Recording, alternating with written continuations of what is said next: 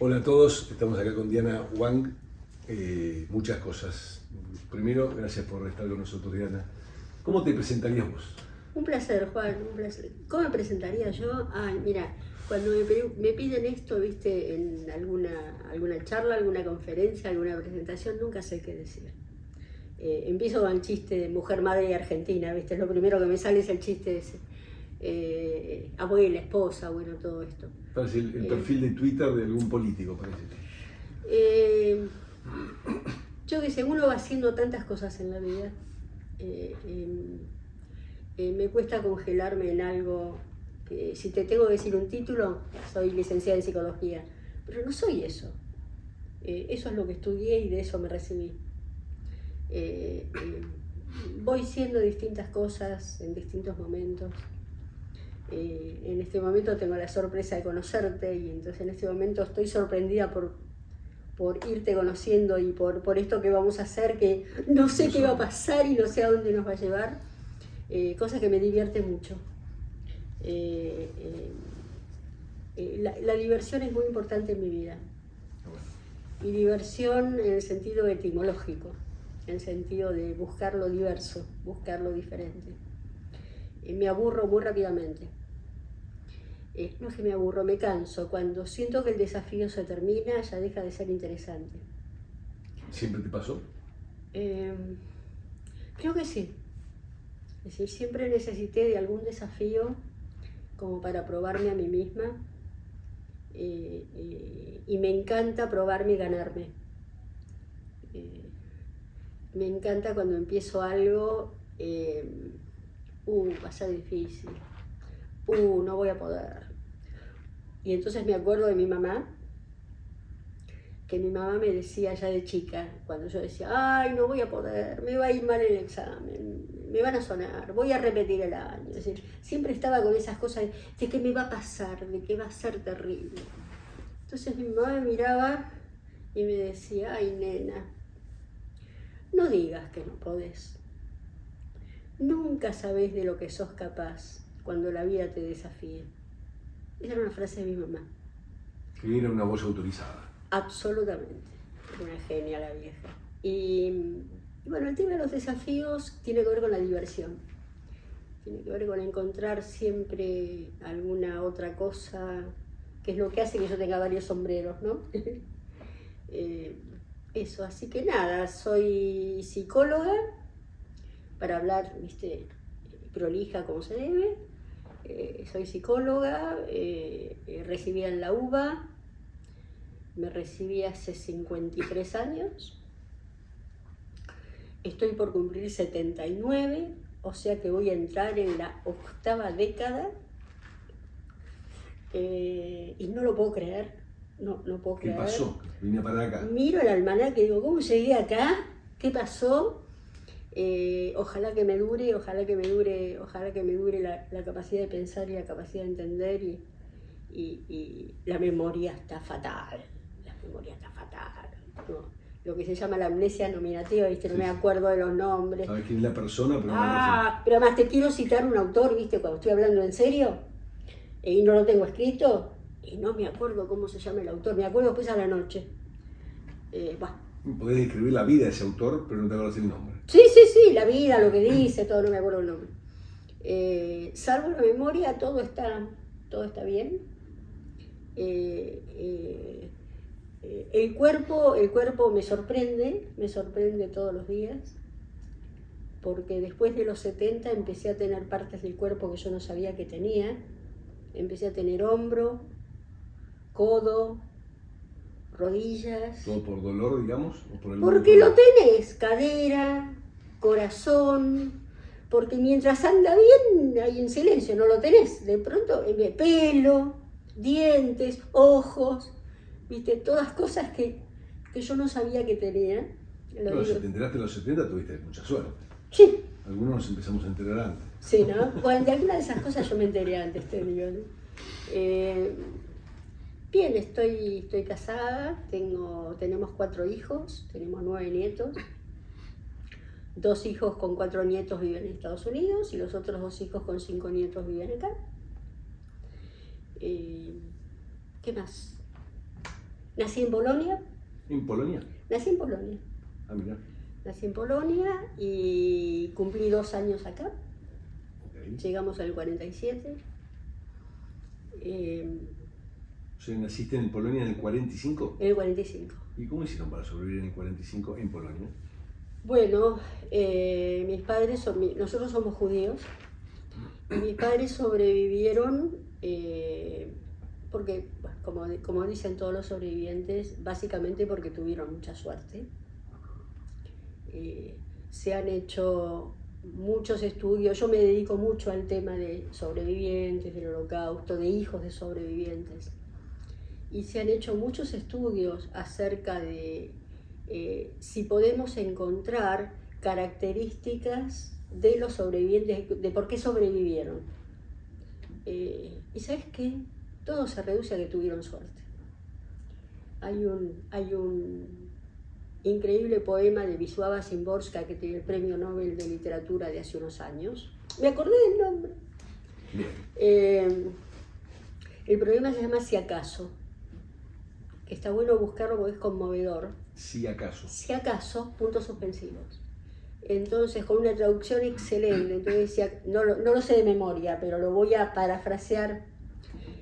Si hubiera hablado, si me hubiera quedado callada, si hubiera escapado, si hubiera quedado quieta, si hubiera gritado, si me hubiera escondido, ¿no? Es como que cualquier cosa, no sabías cómo. Es decir, no te daba elementos de cómo sobrevivir, porque las reglas en aquel momento no eran las reglas de la vida normal, eran otras reglas. Entonces, lo que hoy estaba mal, estaba bien, lo que hoy está bien, estaba mal. Y tenías que aprender a moldarte a estas cosas. Bueno, mis padres tuvieron suerte, volviendo a tu pregunta, mis padres tuvieron suerte y sobrevivieron a la guerra escondidos en el altillo de una familia cristiana, a riesgo de su vida y la de sus hijos, porque en Polonia había una ley nazi que decía que si ayudabas a un judío desde darle una papa o una información hasta esconderlo, mataban primero a los que habían ayudado y a toda su familia como cosa disuasoria, ¿no? Para que no lo hicieran, y después mataban a los judíos. Entonces esta gente era un matrimonio con 2 hijos, una nena de 10 y un nene de 12. Tuvieron escondidos a mis padres durante casi 2 años, 22 meses, en un altillo que tenía en la parte más alta 70 centímetros, o sea que no podían ponerse de pie, no podían hablar porque el altillo era lindero con otro altillo y entonces no podía haber sonido humano que viniera de ese lugar que pudiera hacer que los vecinos hicieran la denuncia. Al principio fue por dinero. Mi papá era carpintero, mi mamá era modista. Imagínate la plata que tenían ahorrada, un carpintero y un modista. No era ninguna fortuna. ¿En qué ciudad o pueblo? La ciudad se llama Stryj, S-T-R-Y-J. Hoy está en Ucrania. Hoy está en Ucrania. Está al sur de Lviv. Digo porque son lugares que en este momento, con la guerra entre Rusia y Ucrania, uno escucha lugares. Kiev es la capital y Lviv es una ciudad, la segunda ciudad más importante. Y Stryj estaba a unos 70 kilómetros al sur de Lviv. Y era una ciudad, tenía 30.000 habitantes, no era una aldea de campesinos, para nada.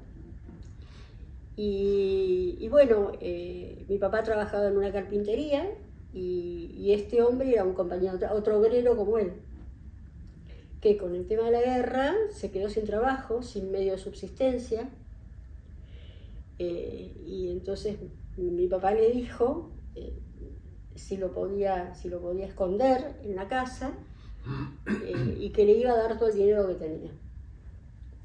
Que, te repito, no sé cuánto era, pero no era mucho. ¿Y cuánto tiempo tenía que estar escondido? No sé. ¿Cómo podían saber? Entonces, este hombre aceptó,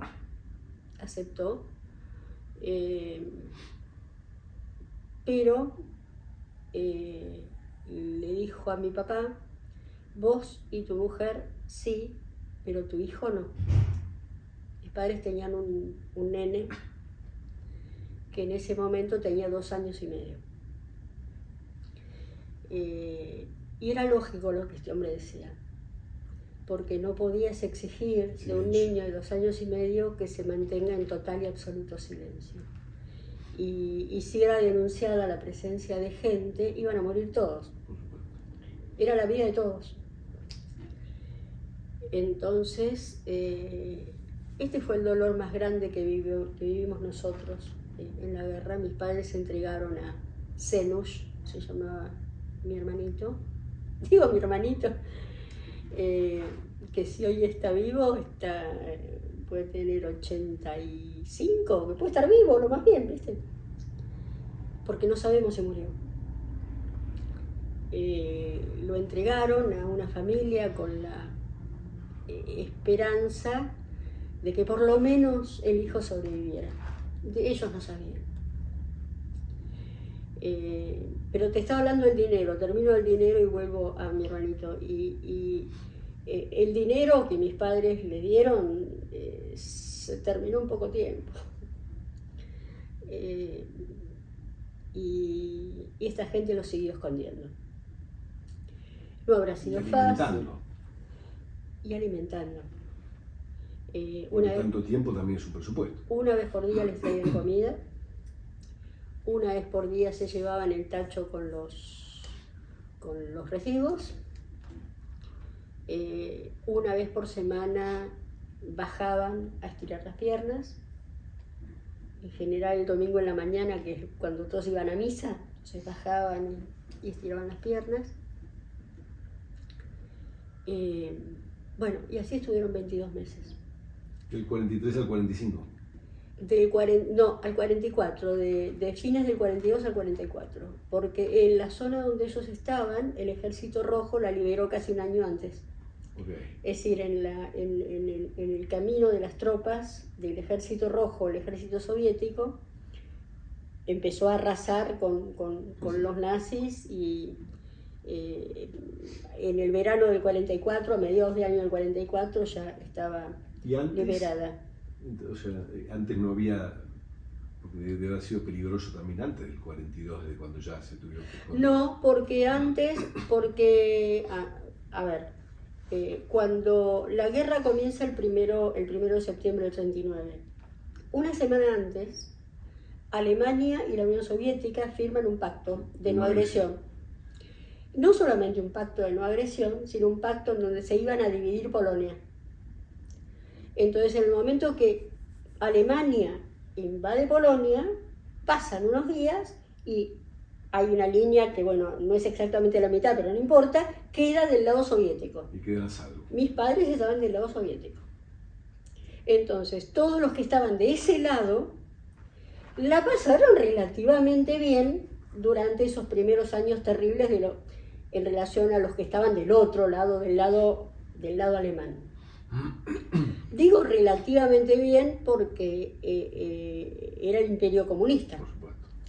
Y encima mi papá era rabiosamente anticomunista, pero bueno, lo puse. Podía seguir viviendo. Podía seguir viviendo. Con su hijo, ya tenían el hijo. Sí. El hijo había nacido un poco antes de la invasión alemana. ¿No habían considerado emigrar tus padres? No es fácil emigrar. No. No es fácil emigrar. Uno lo mira con el diario del lunes. Había un sobreviviente que se llamaba Charles Papiernik, que su memoria sea bendita, que murió hace muchos años. Y él decía, irónicamente, los pesimistas se fueron y los optimistas nos quedamos. Reflexión que te abre una segunda reflexión, acerca de algunas decisiones que hay que tomar en la vida. Es decir, ¿qué es el realismo? ¿Es el pesimismo o el optimismo? Te hace pensar en esto, ¿no es cierto? Cuando no sabes, cuando la incertidumbre no te da la información de qué es lo que va a pasar, ¿cómo tomas una decisión? ¿Cómo tomas una decisión? Entonces, muchos de los que se quedaron porque eran optimistas, como decía Char. Eran optimistas, se quedaron porque... ¿Y a mí por qué me van a hacer algo? Si yo no hice nada, no me metí con nadie, no... pero no era solamente eso. Para poder emigrar necesitabas muchas cosas. Necesitabas tener buenas conexiones en el mundo no judío. Conexiones de gente que te consiga los documentos adecuados, que puedas llegar a determinadas personas. Tenías que tener antecedentes que no levantaran sospechas. Tenías que tener el dinero, era muy caro. Mis padres no tenían ese dinero. Dinero para comprar documentos, dinero para comprar pasajes, dinero para sobornar. Es decir, en el mundo comunista y también en el mundo nazi, había que sobornar. Es decir, el que tenía mucho dinero se sobornaba hasta en Auschwitz. Por supuesto. Y no tenían ese dinero. No tenían ese dinero. Además, la situación era muy caótica. A mí incluso, se me hace difícil imaginarme cómo era el todos los días, todas las horas, todos los minutos. Uno ve el cuadro grande, el big picture, y no es así. La vida es el todos los días, la vida es el sol a la mañana, el sol a la tarde. Bueno, ellos no veían el sol. No sé cómo vivieron en ese tiempo mi papá tenía sus hermanos, tenía su mamá. Mi mamá también tenía hermanos, tenés tu gente, tenés tu idioma. Es decir, irte no es tan fácil. El hecho es que se quedaron.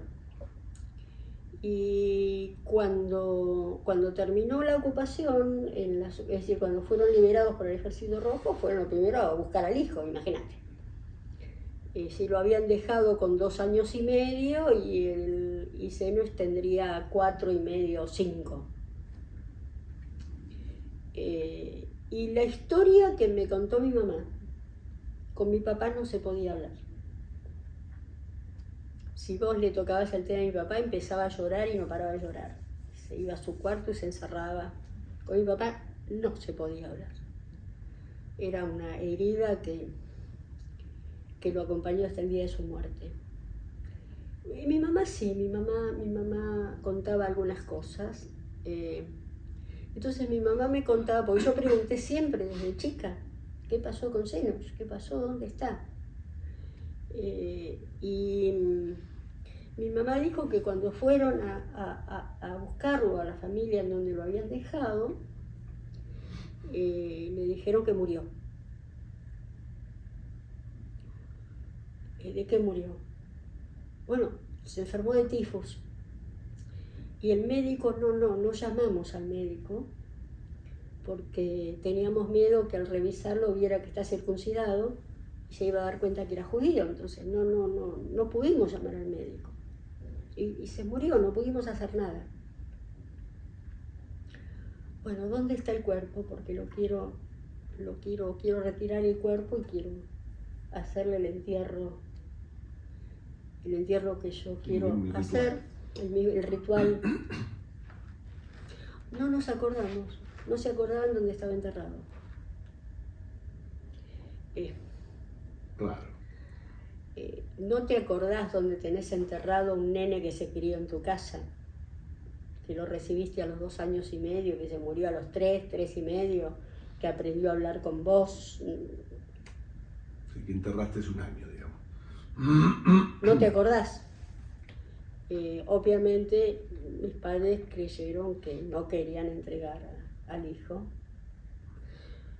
Y sé que lo buscaron donde pudieron, como pudieron, que tocaron timbres, golpearon puertas.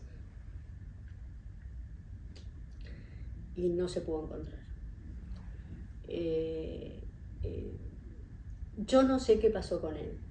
Yo no sé si murió, yo no sé si está vivo. Mis padres en un punto, mi papá no podía soportar vivir bajo el régimen comunista y tomaron la decisión de irse. Y ahí sí tenían dinero, porque en los años en que fueron liberados, mi papá se dedicó a la única actividad rentable que existía en ese momento, que era el contrabando. Entonces sacaba en camiones soda cáustica de Polonia y la llevaba a Hungría y traía cigarrillos y los llevaba a Bolonia. Hizo muchísima plata con eso. Y si no era un tarado mi papá. En 2, 3 años. No, menos, en un año, menos. Porque emigran de allá para acá, ¿en qué año? Y nosotros llegamos acá en el 47, pero de ahí nos fuimos de Polonia. A ver, de Polonia se fueron de las ciudades a donde estaban, hasta la ciudad donde yo nací. Mi mamá estaba embarazada. Yo nací en agosto, entonces mi mamá se embarazó en noviembre del 44. Entonces fue un año después de la liberación de esa zona que ellos se fueron a la ciudad donde yo nací. Y después fuimos a Budapest, a Praga, a distintos lugares. ¿Para qué? Mi papá, con el dinero que tenía, compró maquinaria para instalar una carpintería a donde fuera que fuese. Imagínate la plata que tenía. Compró los muebles, compró la sierra, la garlopa, o en todos los artefactos de última generación, los más nuevos que había, y viajamos en un barco de carga que salió de Polonia con toda la maquinaria esta, y éramos un matrimonio, y mi papá, mi mamá y yo, los únicos pasajeros, en un barco de carga. Y llegamos acá a Buenos Aires. Imagínate que con esa plata, a los pocos meses de llegar, al principio nos ubicamos en donde se pudo. A todo esto es interesante esto. No se conseguía visas para venir a la Argentina. La Argentina había emitido una circular secreta en el año 38, un año antes de que comenzara la guerra. ¿Por qué en el año 38? Porque fue cuando Alemania invadió Austria, lo que se llama el Anschluss, hizo la anexión de Austria a la Gran Alemania, y entonces empezaron a golpear las puertas de embajadas alemanes y austríacos que querían emigrar. Entonces se hizo una convención en una ciudad francesa,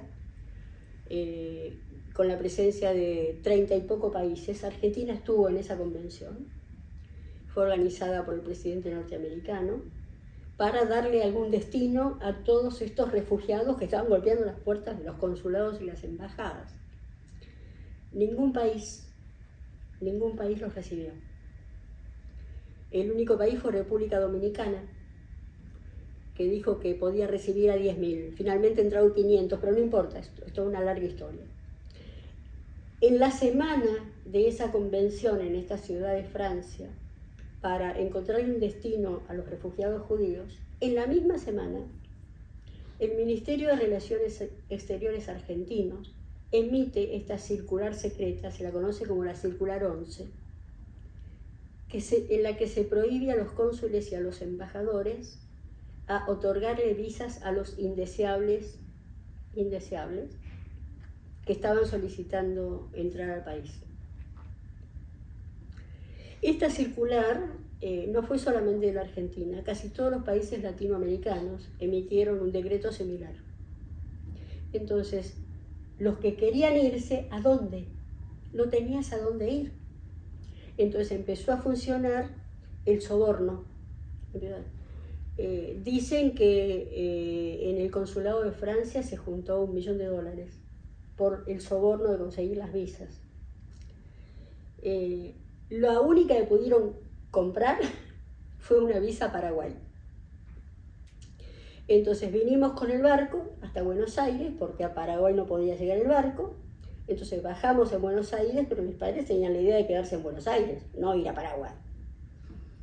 Y bajar bajo toda la maquinaria, y con el dinero que había hecho con el contrabando, compramos una casita sencilla, muy, muy sencillita, un coche, un Mercedes-Benz gasolero, todavía me acuerdo el taca, taca, taca, taca, taca del motor. Yo cuando era chiquita me acuerdo de eso y del olor. Y era una casita de esas casas chorizo, ¿viste? No muy larga, no como conventillos, era una casa chorizo. Entonces la sala de la entrada era la carpintería. Y entras por una puerta del costado y había 2 habitaciones, el baño, la cocina, una escalerita, la terraza. Esa era la primera casa en la que viví. Eso, pero bueno, obviamente vinimos sin mi hermanito, y mi hermanito quedó en condición de desaparecido para nosotros, palabra que después la conocimos en la Argentina. ¿Tuviste más hermanos? Un hermano que nació acá, por suerte, 6 años después. Yo tenía 6 años, está vivo, está bien, muy querido, y bueno, eso. ¿Tus padres vivieron mucho más? Mis padres vivieron, por suerte, murieron en sus camas, como tiene que morir la gente. Mi papá murió relativamente joven, tenía 77, pero bueno, mamá tenía 82, que para la época está más o menos bien. Hicieron una buena vida,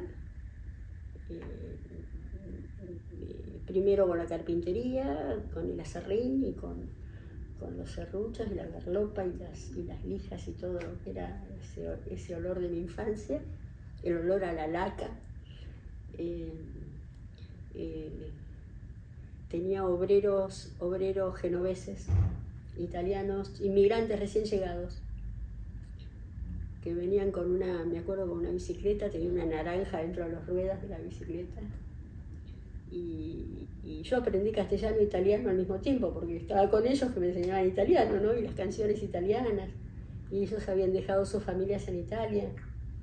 ¿Cómo era el recuerdo tuyo con tus padres, con todo lo que les había tocado vivir? ¿Cómo los percibías vos? ¿Muy golpeados, muy tristes? No. Mira, esta es una de las cosas que se ha transformado casi en un mito. El tema del loco de la guerra, del síndrome del sobreviviente. Hay de todo, obviamente. Hay gente que le pegó de tal manera que nunca pudo salir del lugar de víctima.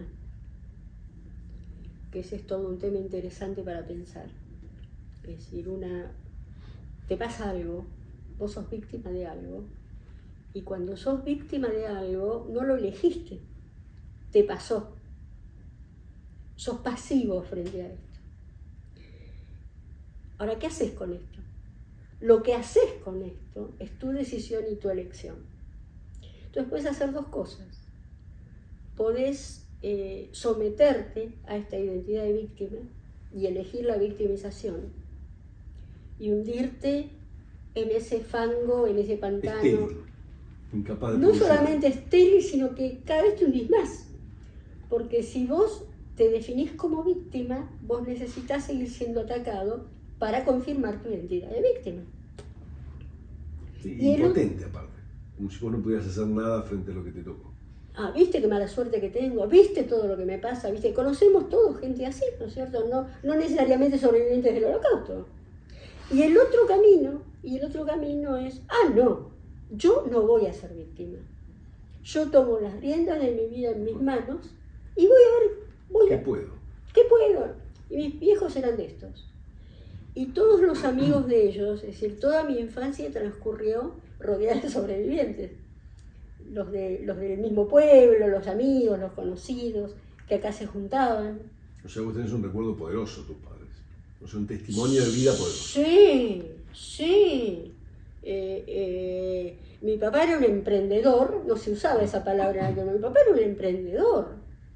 Terminó vendiéndole los muebles a las carpinterías más grandes, ¿viste? Casa Díaz, Maple, me acuerdo esos nombres que se escuchaban en mi casa.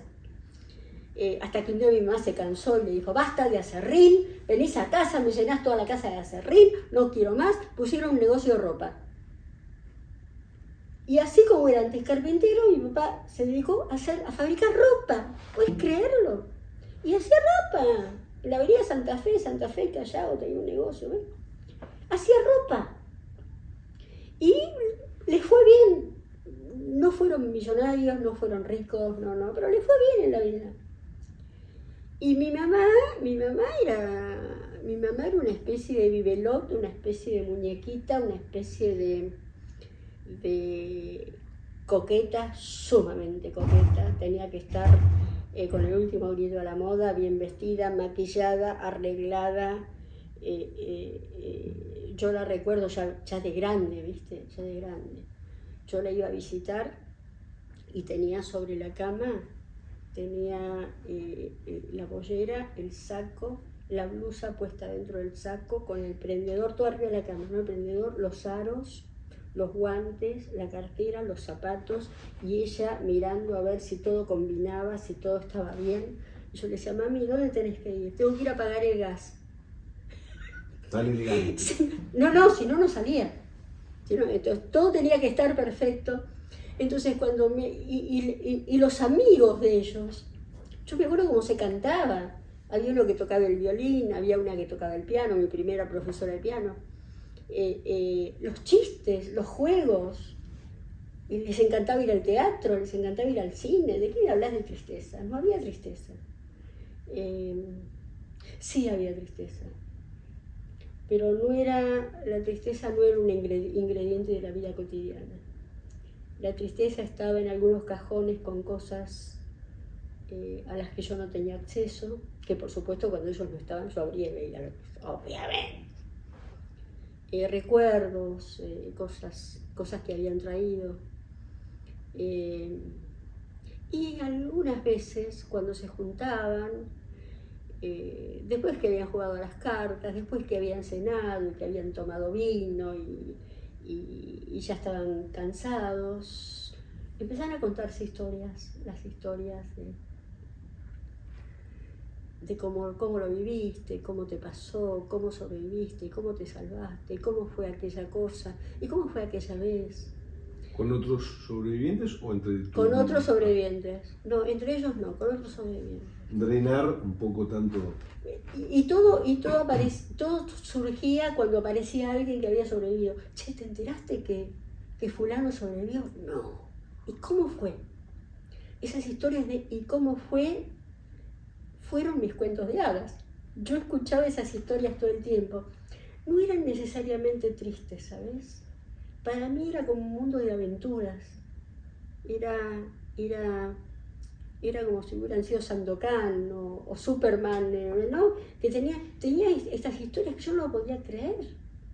Totalmente naturalizado para vos. Totalmente. Por ejemplo, era extraordinario, pero para vos era... Varios de los sobrevivientes que integraron mi infancia sobrevivieron porque estaban en la lista de Schindler. La famosa película de la lista de Schindler, estaban ahí. Entonces nosotros íbamos a verlo a Schindler. Schindler estuvo en Argentina, vivió varios años en Argentina, bancado por los sobrevivientes. Él tenía, mirá lo que te estoy contando, pero bueno, él tenía el sueño de tener un criadero de nutrias y hacerse rico con esto. Era un bon vivant, Schindler era un amoral que terminó haciendo lo que hizo porque la vida lo fue llevando, pero él estaba detrás del dinero, detrás del alcohol y detrás de las minas. Tenía... Un ser humano encantado. Es decir, una de las sobrevivientes era la amante, que yo la adoraba. Y todos sabíamos que era la amante de él. Que lo podía. Sí, claro. Sí. La esposa no era judía, Emily no era judía. Pero las amantes sí, y Emily sabía quiénes eran las amantes, y Emily estaba ahí.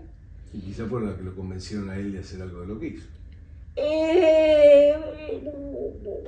Algo de eso hay. Entonces íbamos a ver a Schindler, al criadero de nutrias, que al final se pudrió, ¿viste? No era para él, mucho laburo, no era para él. Terminó, dejó todo, la dejó a Emily, se fue a Alemania y finalmente lo encontraron borracho tirado en la calle y Israel se lo llevó y vivió sus últimos años dignamente en Israel.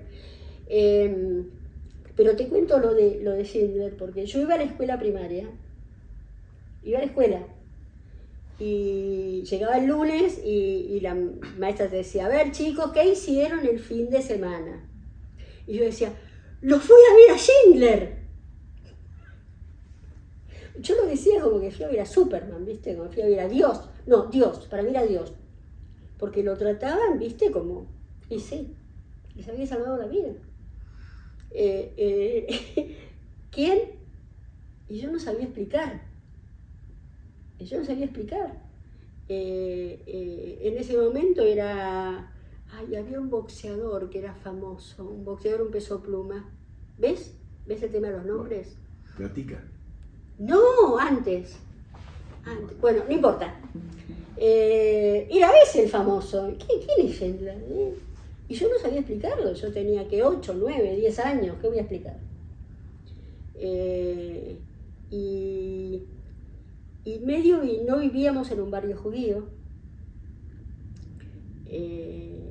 Vivíamos en un barrio de inmigrantes italianos y españoles, en Floresta. Y en aquel momento se jugaba en la calle. Todos vivíamos en la calle. La calle no era un lugar amenazante. Y era multicultural. Yo iba a la casa de los italianos, iba a la casa de los españoles, y ahí aprendía cosas. Y nos traíamos mutuamente las informaciones. Los chicos hacíamos el proceso de aculturación de los padres, porque les traíamos las informaciones de lo que pasaba en la calle, ¿no? Si mi mamá siempre me decía que yo les enseñé a hablar castellano, porque yo jugaba y volvía a casa y les decía, esto se dice así, esto se dice vaso, esto se dice silla, esto, ¿no?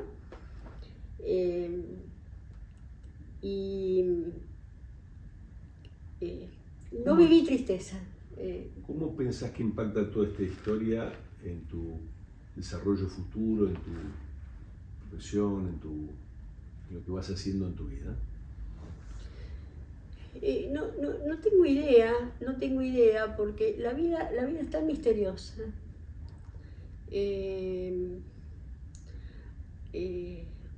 Uno hace planes y Dios los desbarata, ¿viste? Yo quería estudiar física o matemáticas, por ejemplo. Es decir, ¿Qué te lleva a estudiar psicología? Me enamoré de un tipo que estaba en la Facultad de Filosofía y Letras. Yo quería ir a ese mundo, me encantaba. Es decir, la vida es loca. Es decir, me enamoré de un tipo y conocí el mundo de los bares. En ese momento, psicología se estudiaba en Filosofía y Letras, que estaba en Viamonte, entre San Martín, Viamonte y San Martín, esa zona. Zona de cafés, zona de bohemia, zona de intelectuales, de barbudos que fumábamos como vampiros, como escuerzos todo el tiempo, como escuerzos más que como vampiros. Y se hablaba de cosas dificilísimas, de filosofía y de existencialismo. Yo me fascinaba, yo quería ese mundo, a mí ese mundo me encantaba. ¿Y qué se puede estudiar? Y psicología, ¿y qué sea? No sé, pero debe ser lindo. Me metí, hacía poco que había empezado la carrera. Y mi mamá me decía, ¿qué es psicología? ¿De qué vas a vivir, nena? ¿Y ese amor duró mucho? No, pero me introdujo en este mundo. Claro, bueno. Me introdujo en este mundo, en el mundo de la política. Cuando profundizaste ese mundo y el amor se terminó, ¿qué pasó? Apareció otro amor, siempre estaba enamorada de alguien yo. Pero no te cambiaste de carrera. Y no, porque me enamoré de la carrera. Tuve unos docentes, Juan, fue la época gloriosa de la UBA. Tuve unos docentes absolutamente inolvidables. Algunos después fueron amigos míos, por suerte, y tuve el placer y la alegría de que, no sé si me pensaran como una igual, pero que me aceptaran como amiga, ¿no? Era maravillosa la facultad en ese momento, era maravillosa. Recuerdo que nos cruzábamos siempre con Borges, que salía con su bastón de una clase que tenía 5 alumnos, porque no era famoso en ese momento. Daba, viste, literatura inglesa, aquí en guerra de Vietnam, ¿qué literatura inglesa? Estábamos con la guerra de Vietnam y anti-yanquis.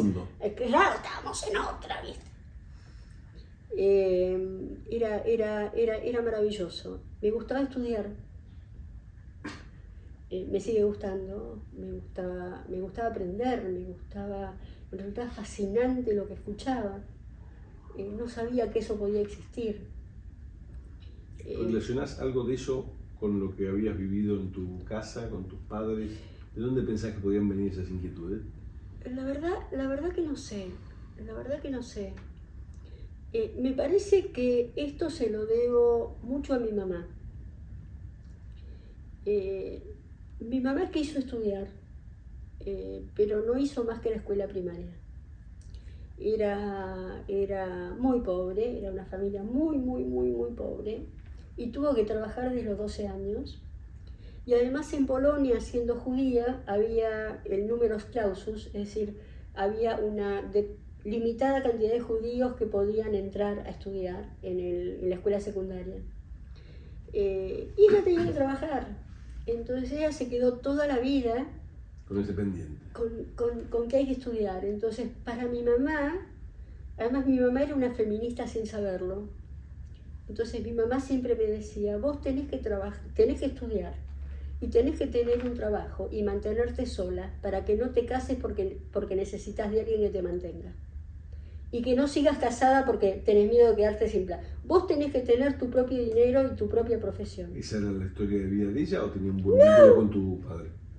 No, ellos no tenían problemas de plata, porque mi mamá... No, el vínculo de ellos, pregunto. ¿El vínculo? O sea, ¿ella había quedado atrapada dentro del matrimonio con tu padre o tenían un buen vínculo?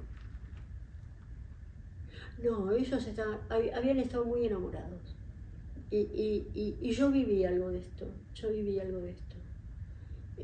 sí, ellos estaban muy enamorados, estaban bien. No era el Edén, por supuesto, había de todo. Mi papá era muy celoso y mi mamá era muy bonita y era muy pispireta, y entonces al viejo lo ponía loco eso. ¿Se vestía elegante para pagar el... No solamente eso, sino, mira, te cuento algo.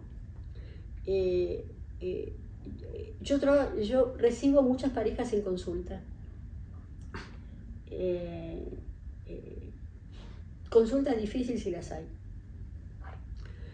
Uno solo es difícil, o sea, la interacción de dos. Pero además, sentimientos. Las parejas vienen a... ¿Cuál es el motivo de consulta? No soy feliz.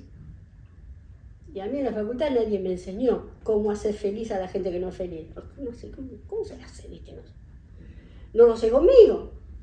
Entonces, ¿por qué le echó la culpa al otro? ¿No? Es un desafío que me sigue apasionando.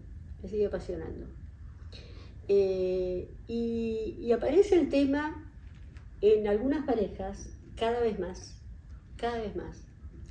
de la necesidad de abrir la pareja, la lucha, la oposición a la monogamia forzosa. Si la elegís está bárbara, pero la forzosa. Y todo lo que está empezando a pasar, que vos habrás escuchado mucho de esto. Lo cubrimos acá, hemos hecho entrevistas. Mucho de esto, porque es un tema muy acuciante en este momento. Tanto en hombres como en mujeres. Se sabe más de lo que pasa con los hombres. Y a las mujeres nos pasa exactamente lo mismo que a los hombres. Yo siempre digo, ¿con quién le metió los cuernos? Con otra mujer. Así que, es decir, lo que pasa es que las mujeres solemos ser más cuidadosas. Somos más vivas. Sí. Los hombres tienen que alardear. Los hombres creen que, no, aunque no alardeen, ¿viste? No se cubren bien, no ocultan bien. Los que ocultan. Entonces tenés las parejas que mantienen relaciones fuera del matrimonio, que a mí no me gusta llamar infidelidad. Yo digo relaciones sexuales fuera del matrimonio. no hay una palabra todavía. Le pones un poco menos solemne, menos grave la palabra. No quiero poner una cosa valorativa porque cada situación es diferente. Igual te deben juzgar por tener esa bandera. ¿Sabes qué? Me echo. Pero sí, pienso esto. No siempre, y hay que ver cómo, y recibo muchas consultas en este sentido, así como parejas que han pactado lo que se llama abrir la pareja de distintas maneras. Sí, cierta licencia. Sí, sabiendo, no sabiendo, mirando, no mirando, hay pactos absolutamente quilombo. Por un lado una vivencia de mucha libertad y de mucha satisfacción, y al mismo tiempo está lleno de conflictos. Temores, claro. No. Frente a esto, porque me estabas preguntando por la relación de mi papá y mi mamá, yo cuento una cosa que me contaba mi mamá. Mi mamá me contaba que en ciertos ambientes, en ciertos lugares de la Europa Central, que es de donde ellos vienen, de la Europa Central te estoy diciendo Austria, Hungría, Checoslovaquia, el sur de Polonia, el oeste de Ucrania, es decir, toda esa zona, ¿no? Una zona de mucha cultura, de mucho florecimiento, una zona de cafés, de teatros y de buen vivir y de todo esto, de cierta bohemia. Existía una institución que se llamaba el amigo íntimo. El amigo íntimo, o la amiga, porque podía ser hombre o mujer, el amigo íntimo era aquella persona con la que la gente casada se juntaba en un flirteo light. Se juntaba a tomar un café, a hacer un paseo, a conversar acerca de algo. Sin sexo, está diciendo. Yo le preguntaba a mi mamá, ¿era con cama? Yo preguntaba. Lo único importante. No. Entonces mi mamá me decía, puede que sí, puede que no. No era lo más importante. No era lo más importante. Porque lo más importante era tener esta persona nueva a quien seducir, a quien conquistar, para quien arreglarte, y entonces eres como una burbujita que te hacía en el corazón, y vos y el compañero o la compañera sabían, sí, todo el mundo sabía quién era el amigo íntimo de quién, no era oculto. Qué interesante es esto. Entonces, yo no sé si mi mamá tenía un amigo íntimo acá en Buenos Aires, pero mi papá tenía unos ataques de celos impresionantes. Entonces yo sospecho que mi mamá, que era tan bonita y tan coqueta y tan pispireta y tan no sé, y capaz que tenía, no te digo con sexo, porque ella me recalcaba que el tema no era sexual. Podía serlo, pero que el tema no era sexual. El tema era tener esto, que yo lo veo en mucha gente, especialmente en las parejas de larga data, en las parejas de más de 20 años, en las parejas de 30 años, en donde empezás a añorar aquella pasión del comienzo, aquello, las mariposas, que no te pasa más, eso te pasa... 6 meses, un año... Hasta ahí, y ya está, y no te pasa más. Entonces, nunca más en la vida es como difícil. Y nunca más en la vida, entonces lo empezás a añorar, que no es sexual, es esta cosa de seducir a alguien que no me conoce, que no conoce. ¿Puedo decir una grosería? Por favor, todo es mejor. Lo que yo llamo la mancha de caca en la bombacha. Que todos tenemos la mancha de caca en la bombacha. Todos tenemos eso que no queremos que nadie vea. Pero nuestro compañero, nuestra pareja lo sabe. Y yo sé la de él. Y yo quiero que aparezca alguien que no la sepa, ¿viste? Que crea que yo soy maravillosa, que yo durante un ratito pueda jugar a que soy maravillosa. Esta es una necesidad que tenemos todos. Y cuando yo cuento lo del amigo íntimo, me miran porque vivimos en una sociedad tan pacata y tan moralista. Sí, ese es el problema, ¿no? Tan estúpidamente moralista. La rigidez para comprender una realidad más compleja, más diversa, que no entran esas ideas tan rígidas, ¿no? Así es. Y mis viejos en ese sentido eran muy liberales, porque formaban parte de este grupo. No eran intelectuales, porque no eran intelectuales ni mi papá ni mi mamá, pero este grupo con pretensiones de vivir mejor una vida mejor, y el teatro. Y los dos eran actores de teatro, se conocieron progresistas en serio. Ponele, progresistas, liberales, sí. Mi papá cantaba en comedias musicales, le encantaba eso, terminó carpintero, pobre, pero lo que a él le gustaba era cantar y bailar. Entonces, les gustaba ese mundo. Tenía un book de artista con fotos de artista para trepar. La vida no le permitió. Y mi mamá decía que la sociedad argentina, la judía y la no judía, la judía también, una sociedad muy moralista, muy rígida, que ellos no eran así allá, que no eran así. Ni los judíos ni los no judíos, ¿no? Eran como más abiertos, menos discriminadores. No puedo dejar de relacionarlo con la influencia católica que allá en Latinoamérica. Pero allá también estaba, escucha, en Polonia, Polonia es más católico que Argentina, Austria, pucha, eran todos países, no sé por qué era. A mí, yo también lo ligo con la cosa católica, pero yo pienso en Latinoamérica y digo, por el país menos creyente, más agnóstico es Uruguay, que quizá por eso admite los mejores índices de desarrollo, claro, educativo, cultural, claro, de PBI, bueno, en fin. Y sí, pienso que está muy presente en Latinoamérica. Puede ser, vaya uno a saber. Habría que investigar esto, qué pasó ahí. Y hoy, yendo un poco, acercándome en esta conversación así encantadora y desestructurada a tu experiencia con las parejas, ¿cuáles son nombrabas recién lo de la necesidad o el planteo creciente de las parejas, pero qué son las cosas que más observas en tu práctica como problemas estructurales de pareja? Mira, encontré una cosa que excede el mundo de la pareja, pero lo aprendí en la consulta con pareja, lo aprendí ahí. No sabemos hablar. Lo observé primero en las parejas y ahora lo estoy, porque ahora doy muchas charlas respecto de esto, porque trasciende al mundo de la pareja. Decimos algo con una X intención, y la respuesta que nos da el otro nos muestra que entendió otra cosa. Que, por ejemplo, vivió un ataque cuando lo que quisimos hacer no fue atacar.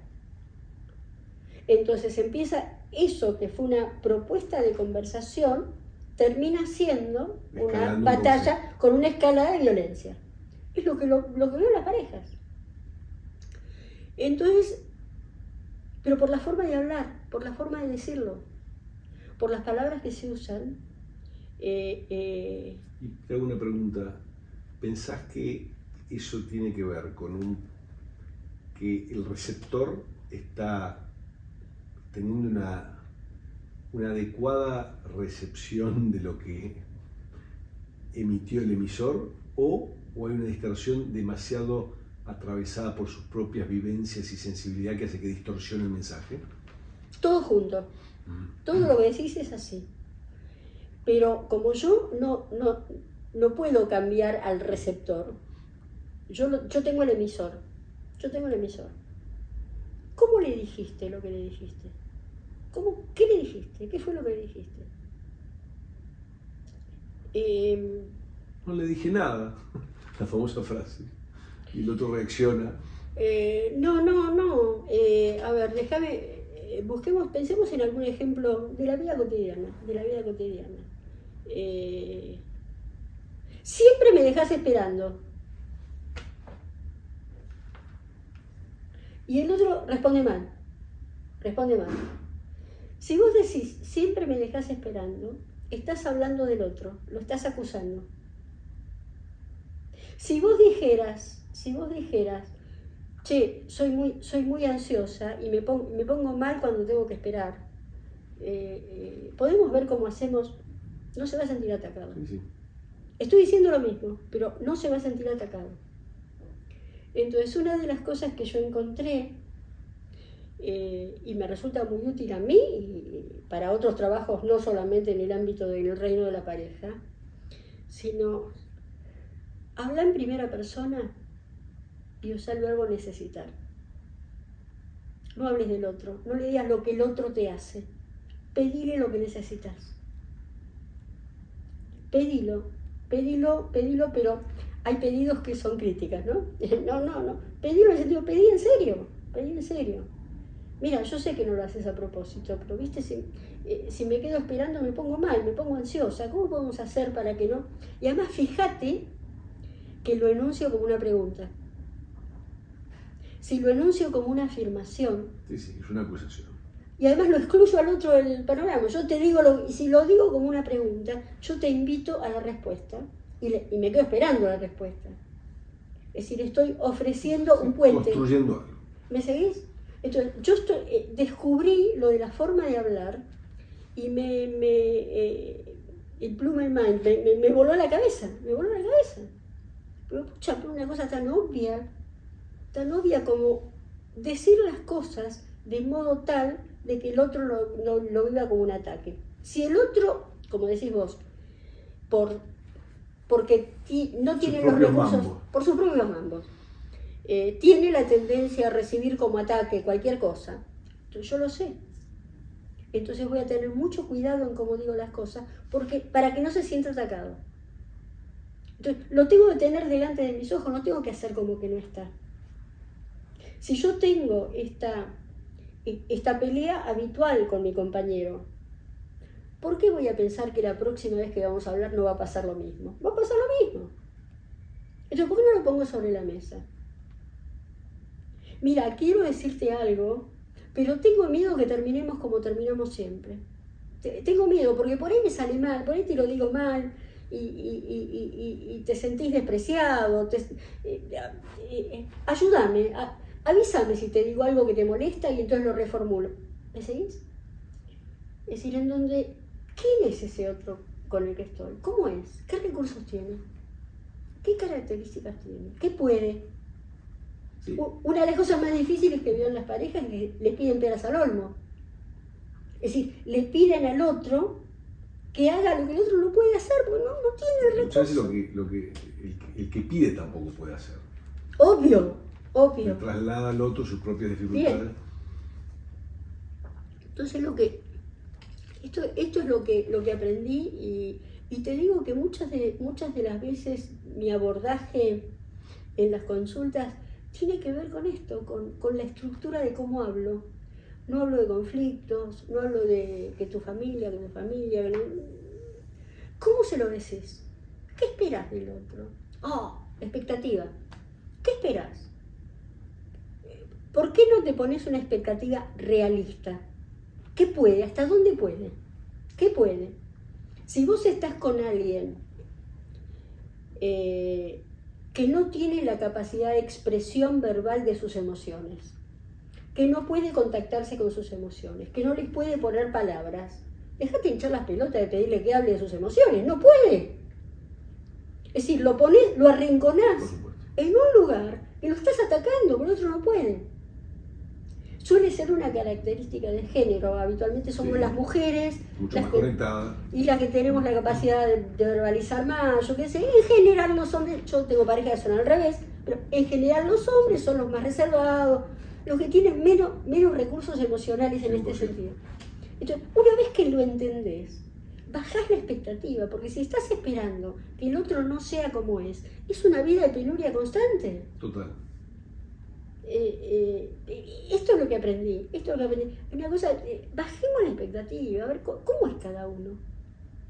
¿Qué puedo esperar de vos? Nos pasa con los hijos, nos pasa con los hijos. Es decir, de pronto tenemos una estructura y un modelo mental de cómo queremos que sea para que sea sano. El sano de este mundo. Sí, por supuesto. En realidad es para que nos deje tranquilos a nosotros. Que no pasa. Y no es como yo quiero, ¿viste? No le gusta lo que me gusta a mí, no le interesa lo que me interesa a mí,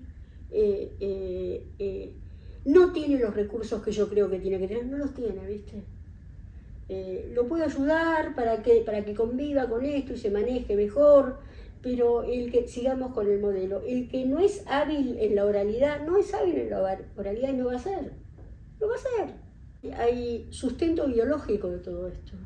Por supuesto. En donde, esto yo se lo digo a las parejas y abren los ojos así grandes, ¿viste? La comunicación entre cerebro izquierdo y cerebro derecho. El cerebro izquierdo salen fibras nerviosas que se cruzan en la base, en el cuerpo calloso, y entonces la parte izquierda del cerebro rige la parte derecha y la parte derecha rige la parte izquierda. Y son funciones cerebrales con distintas características, ¿no es cierto? Las mujeres tenemos un importante porcentaje más de entrecruzamiento de fibras que los hombres. Nuestros dos cerebros están más conectados que el de los hombres. Y esto determina cosas concretas en la vida. Sí, sí. Cosas concretas en la vida. Los hombres suelen ser más ejecutivos, las mujeres no. Las mujeres somos más multitasking. Bueno, y eso tiene un sustento biológico, no se va a cambiar. Entonces, una vez que lo entendés, dejás de pedirle peras al olmo. Chocar con la realidad y frustrarte. Pero, vivimos queriendo forzar las cosas de manera irreal. Entonces, te digo, encaro las consultas mucho desde esto, pensando lo que se puede, lo que es, lo que hay, mejorar lo que hay. Y una forma de mejorarlo es primero aceptarlo, dejarse de pelear. Lo cual ayuda mucho. Claro que si uno tiene un nivel de expectativa, porque hoy se le pide tanto, la pareja es como tiene que resolver todo, ¿no? No solamente hay tanto nivel de expectativa que al final es imposible. Pero no solamente resolver todo, me tiene que dar todo. El amigo, el amante, el socio, el padre, el confidente. Déjame echar la pelota. El proveedor, no, y la mujer está esperando el mimo, la caricia, no sé, ¿viste? A veces se puede, a veces no se puede. Y si no te lo da la pareja, buscarlo afuera. Y cuando digo buscarlo afuera, no estoy diciendo que busques un amante, no estoy hablando de eso. Estoy hablando de resolver esta necesidad que todos tenemos de validación, de reconocimiento, de cariño, en alguna actividad que te lo dé. Es decir, la pareja no te puede dar todo. Tu mejor amigo no es tu marido, a veces sí. Pero y cuando no es, buscate una amiga afuera. Todas las necesidades no te va a venir a cumplir, o sea, es una premisa. Pero fíjate que de mucho dolor, de frustración. En este momento de la cultura está planteado esto así, en donde, viste, el matrimonio ideal es ese completo maravilloso, la media naranja, la media medalla. Por eso, una colega tuya por ahí conoces, Esther Perel, muy conocida. La adoro, la adoro. Por eso la infidelidad es una catástrofe, porque si el otro viene a completar toda esa larga lista de requisitos infinita, si se pone en crisis eso, bueno, me viene todo el mundo abajo. Un mundo ilusorio, pero colapsa. La charla TED de ella, la primera, la de la infidelidad, yo se la doy como bibliografía a las parejas. Lo veo, cuando vean esta charla, les mando el link, tienen que ver esta charla y la discutimos acá. Porque es maravillosa. Sí, para entrar en calor. Es hija de sobrevivientes del Holocausto. Una gran historia. De Bélgica, sí. Ella, sí. Además, qué hermosa mujer. Súper. Habla no sé cuántos idiomas. Tan sexy, tan no sé qué, sí, divina. Muy vendedora. Igual, muy seductora. Lo hace bien, sí. lo hace bien, sí. Así que me preguntaste qué tiene que ver, yo que sé qué tiene que ver la historia con esto, pero... ¿No has llegado a relacionar lo que haces con de dónde venís, qué te pasó? No tengo idea, no tengo idea. Por ejemplo, yo ahora estoy en el equipo de organización de TEDx Río de la Plata, porque cuando di mis charlas TED, me enamoré del dispositivo TED. Me enamoré del dispositivo. Y digo, yo quiero trabajar en esto, Y entonces formo parte del equipo de organización. Y te digo que mi participación no es muy importante. Trabajo mucho coacheando oradores, eso sí que me encanta. Pero en cuanto a la generación de novedades, de provocaciones, de estímulos, están estos grosos que tienen entre 40 y 60 años, que son unos animales de creación. ¿De quiénes hablas, perdón? Y de la gente del equipo de TED, Okay. de Jerry Garbulski, de Santiago Bilinkis, de Diego Golombek, de Mariana Jasper. Son unos animales creativos que estar ahí, yo me siento en un privilegio tocando a estas cabezas de gente que está pensando las cosas ahora con una mirada abierta, con una mirada proactiva, ¿no? Y bueno, no sé por qué estoy ahí, porque me divierte, porque me encanta, porque me hace feliz. Te nutre también. ¿Y es un cómo? Espacio nutritivo. ¿Y cómo? Sí. Para adelante, 2 preguntas así como finales. ¿Algún anhelo que te quede, que tengas en este momento de tu vida? ¿Algún temor? Mira, el temor es un temor absolutamente universal. Es el temor al deterioro. El deterioro mental más que el físico. Yo querría ser dueña de mi vida hasta el último minuto. Hasta querría poder decidir cuándo me muero. Y que el deterioro de mi cuerpo, que es inevitable, es inevitable, no me haga sufrir, que no me haga sufrir. Por suerte la medicina en este sentido ayuda mucho. Un montón, porque va compensando las cositas que me van pasando, algunas cosas más importantes que me van pasando. Hasta ahora está todo bien, pero ese es un temor grande. Tengo mucho miedo a la muerte de mi marido. Hablé con algunas amigas y a todas nos pasa lo mismo. Cuando está durmiendo y no lo escucho respirar, no te puedo. Mi marido está por cumplir 84. Está bien, está viejo, pero está bien. Entonces le pongo la mano a ver si respira, lo toco a ver si está calentito, ¿viste? Eso me da terror. Me da terror la idea de que él se vaya, me da terror. No me imagino sin él. Estamos juntos hace casi 50 años, no me imagino sin él. Eso. Y ¿qué quiero? Y quisiera dos vidas más. Hay idiomas que quiero aprender que no aprendí nunca. Hay cosas que quiero hacer que no hice nunca. No voy a tener tiempo, no voy a hacer. Y haciendo de terapeuta como Diana y bajándote las expectativas, algún anhelo que sea tocable y no como tus clientes de pareja que vienen con expectativas irracionales. Mira, estoy pasando, espero que no suene mal, pero estoy pasando el momento más feliz de mi vida. La vejez, que no es maravillosa, que no voy a idealizar ni endiosar a la vejez porque tiene cosas que son una porquería, pero me bajó la expectativa, me permite disfrutar más de lo que tengo.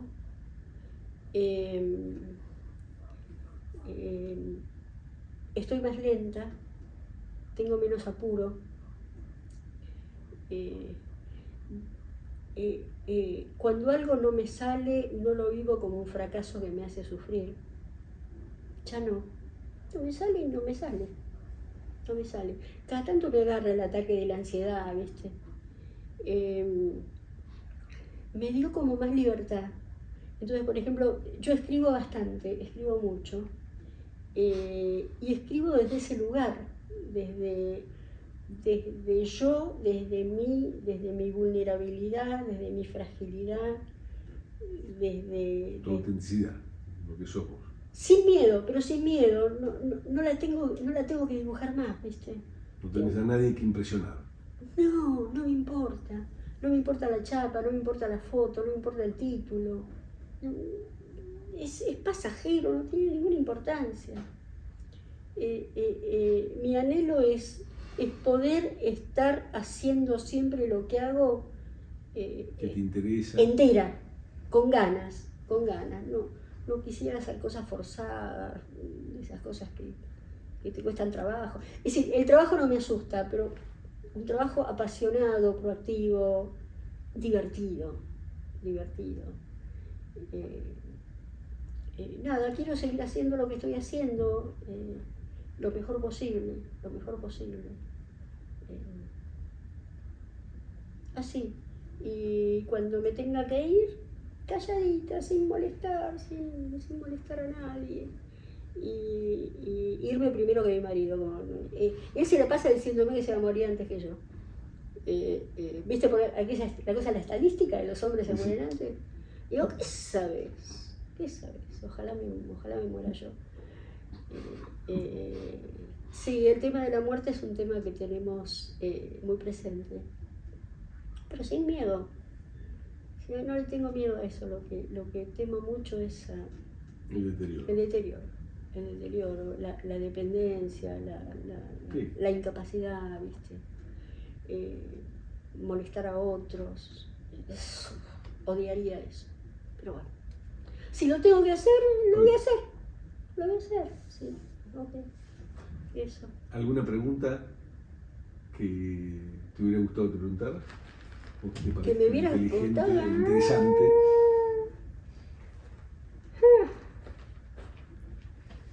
La verdad que no sé, mirando para atrás no tengo idea de todo lo que dije, ni me acuerdo. Me pareció que me hiciste hacer como un paneo al que no estoy muy acostumbrada. Tal vez habría querido decirte algo que no que me hubieras preguntado, o sí.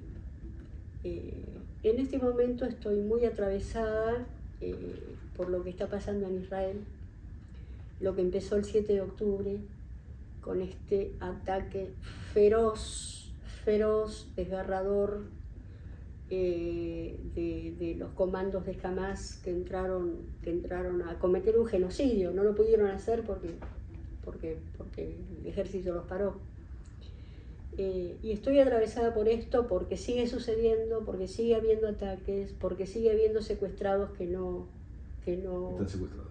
Que no aparecieron. Hoy tuvimos la información de 2 secuestrados que estaban muertos. Aparecieron 2 más. Bueno. Y al mismo tiempo, el sufrimiento de los palestinos. Está el sufrimiento de los israelíes, que han perdido todo lo que han perdido, y los cientos de miles de desplazados que tuvieron que irse de sus casas, que están viviendo en hoteles, están viviendo como pueden. Y al mismo tiempo esta trampa espantosa que jamás le puso a Israel, en donde tiene que defenderse, no hay otra manera. ¿Y cómo te defendés? Con buenas palabras y con caricias, te defendés contraatacando. Me gusta, no me gusta. Y cuando atacás en una guerra hay muertos civiles, y los muertos civiles de Gaza son desgarradores. Es verdad que hay una población que está...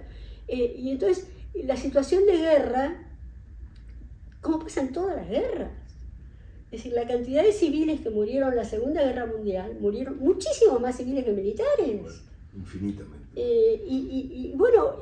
Uno está en contra de la guerra, salvo que la guerra sea la única manera de detener alguna cosa, como pasó con el nazismo. Bueno, y acá también, ¿cómo haces para detener a esta voluntad que tiene el gobierno de Gaza de destruir Israel? Lo dicen claramente, no es una metáfora. No, lo que quieren es explícito. No lo pudieron hacer porque no pudieron, pero están armándose para volver a hacerlo. Entonces, ¿qué tiene que hacer Israel? Y vos te quedás, lo que está pasando es de terror. Y la respuesta de cierta parte del mundo, los feminismos, Juan. No, es una confusión total. Lo que el feminismo, no hay feminista que se haya declarado a favor de las pobres mujeres que han sido violadas. Por 80 personas. ¿Qué va a pasar con las embarazadas? Espera, ¿qué pasa con ese? Yo pienso en eso, me aterro con la idea. Las embarazadas que les abrieron el vientre a puñales, y las feministas se callaron la boca. Yo soy feminista, totalmente. apoyo todo el movimiento. Los feministas no podrían vivir en uno de esos países ni un rato, ¿no? Ni feministas, ni los LGBT, ni todos los defensores de los derechos humanos. Entonces, toda esta irrupción de antisemitismo, pues, uno creía que ya había pasado, ¿viste? Uno creía que ya no estaba más. Y de pronto te encontrás con esto y vos hablas con la gente y te dicen, yo no soy antisemita.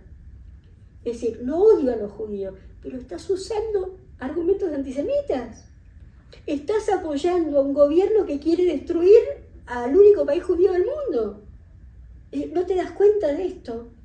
Entonces, frente a esto que está pasando, estoy atravesada por esto, Juan. Estoy atravesada y escribo casi exclusivamente sobre esto. No puedo tener la cabeza para pensar otra cosa.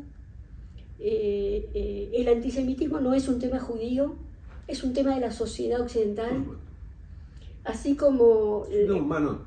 así como cosa de la ortodoxia fanática que no... Así como el femicidio no es un tema de las mujeres, o la esclavitud no es un tema de los negros, es un tema nos trasciende. ¿Por qué los judíos hablamos de antisemitismo y queremos cambiarlo? Son los no judíos los que lo tienen que cambiar, ¿no? ¿Cómo se dio vuelta todo? Y nada, te quería decir, no sé si esto me lo tendrías que haber preguntado, pero esto es lo que forma parte de mi presente en este momento. Yo integro el Foro Argentino contra el Antisemitismo. Tratamos de, cuando aparecen informaciones tergiversadas o tendenciosas, explicar, no, esto no fue así, la historia es esta, pasó esto antes, pero bueno, a veces siento, hay un proverbio judío que dice que le hablas a la pared, si la pared te rebota, no te escuchan. Es muy doloroso lo que estamos viviendo. Acabamos de pasar los 30 años de la AMIA. Es lo mismo, son los mismos asesinos. Es otro escenario, son los mismos asesinos. Y ahora somos todos blancos de estos asesinos. Viste que ahora hubo como una amenaza al gobierno de Irán, una amenaza. Y bueno, estamos todos amenazados. Estamos amenazados como todos los atentados que hubo en estos últimos años, las Torres Gemelas, sí. Bataclan, Charlie Hebdo, Atocha, todas acaban de amenazar a la delegación para las Olimpiadas, a la delegación israelí. Recibieron emails de amenaza. Entonces vos decís, pero ¿qué está pasando en este mundo? ¿Qué pasó? ¿Cómo uno puede aprender algo de tantas cosas que han pasado, barbaridades, sí. ¿Por qué no puedes parar? Pero pareciera que es algo muy tribal, ¿no? Mira, una de las cosas... unas emociones tan irreductibles. O sea, bueno, yo que no tengo tu historia de vida, con todo respeto, digo, vos has un sentido especial por todo tu recorrido, y trato de un lugar distinto y observás que es como la frontera última de la intolerancia del otro. O sea, no puedo aceptar que existe el Estado.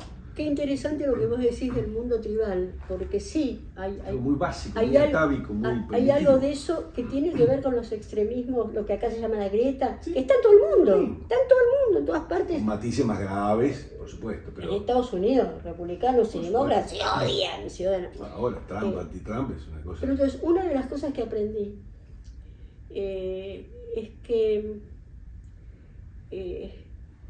no vamos a conquistar el nirvana. No lo vamos a conquistar. No lo sabías de antes. ¿Sabés que no, Juan? Porque, por ejemplo, con respecto al antisemitismo, yo, como tantas personas en el mundo, creíamos que con educación y con información, con esclarecimientos, y no, esto pasa por otro lado. El sistema límbico contra el el viejo instinto de muerte de Freud, es otra dimensión. Y entonces aceptemos que esto existe. Existe hacer las cosas bien, existe hacer las cosas mal, existe la justicia, existe la injusticia. Es el corazón del ser humano, ¿no? Y de las sociedades humanas, Sigmund Bauman, él decía, que me acuerdo en un reportaje muy largo, le habían hecho en el diario Perfil, era como 15 años, no sé si ya lleva unos cuantos muertos, y él decía, tremendo, él decía, no solo el holocausto pasó, sino que puede volver a pasar, y no en algún momento, ahora decía él. Y no es que solo puede volver a pasar ahora, sino que nosotros mismos, ¿sí? Podemos ser engranajes de esa maquinaria. Y yo cuando lo leí hace 15 años dije, oh, qué exagerado, ¿no?